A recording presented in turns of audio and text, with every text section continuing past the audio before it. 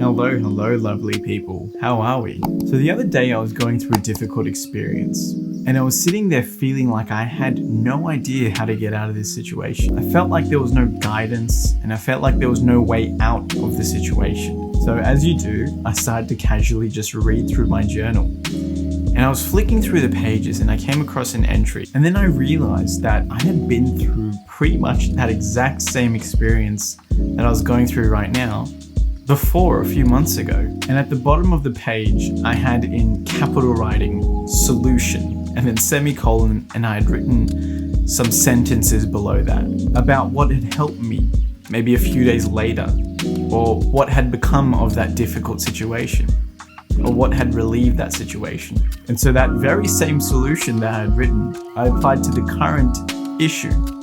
And guess what happened?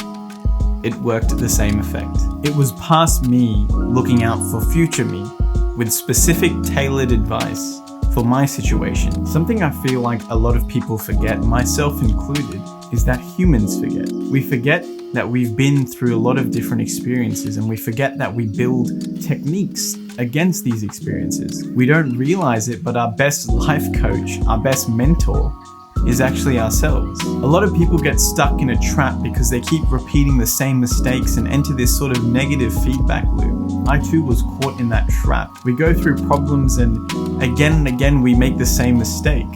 And then we have that goldfish memory where we just forget that we had gone through that experience and learned from it. And so the main thing I want you to learn from this video is how do you go through these experiences in life and make sure you learn from them, because humans forget. And so the main technique is when you're going through something that is difficult right now, look to your past. Have you gone through a similar situation before? And if you can't answer that, and then just start with, have you simply gone through something that is difficult before? And the answer would undoubtedly be yes. Everyone has been through something difficult. What techniques did you employ then? What made you feel better? If you're going through a breakup right now, for instance, have you had any difficulty before in relationships in your life? What happens? Does it normally take time to heal from these things? If someone said something rude to you, right now it feels like this hurt will last forever.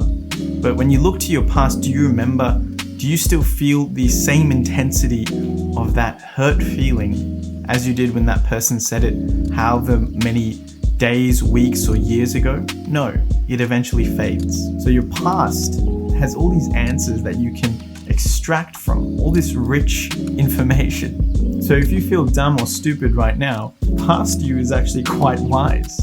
And past you has a lot of wisdom to pass on to you. So how do you actually do this? How do you actually remember or record these things? Well, it's becoming sort of a meme, but my answer is to journal.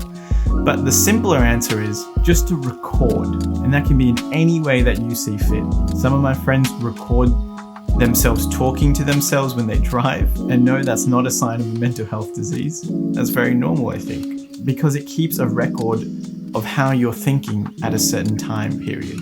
Some people like to just type on a document or a notepad, on a document, or just a note app. Whatever it is, I want you to just record when you're going through something very difficult.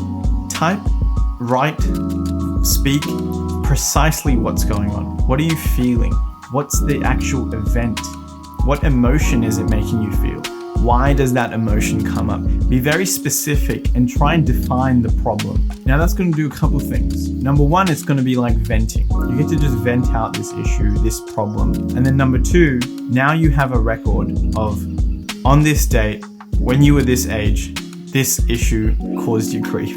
Now, the second step is to come back to this entry or whatever and listen to it and edit or add something to it and write what helped you alleviate this problem. For me, for example, I simply just write at the bottom of the page, solution, in like really big bold writing, and I underline it, and then I just write what helped with that solution, what helped with that situation. So an example that comes to mind is when I had a really shit day and I couldn't think and I just felt stuck. I wanted to go out and exercise, but I kept just overthinking it and telling myself and getting down on myself, and then just feeling stuck at home, that I couldn't go out and do all the things I wanted to do. A week later, I wrote down what the solution was. The solution was shut up and just put on your clothes and get outside.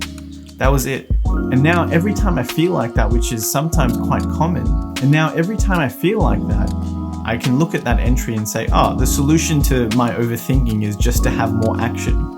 It's something that you already know, but the fact that you're giving yourself the advice somehow makes you listen more. And lastly, the third thing is, when you have a really off day, or when you feel really just not good, have a flick through your record, your journal, your past thoughts, and just see if you've been through something like this before. I think it has a very similar effect to when you speak to someone like one of your friends and you vent out an issue and they tell you that they're also experiencing that issue.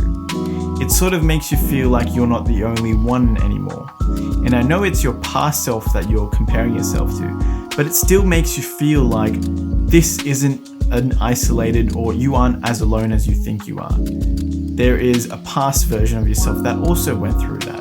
And then you can try and learn from what things past you helped, what things past you did to help alleviate that situation.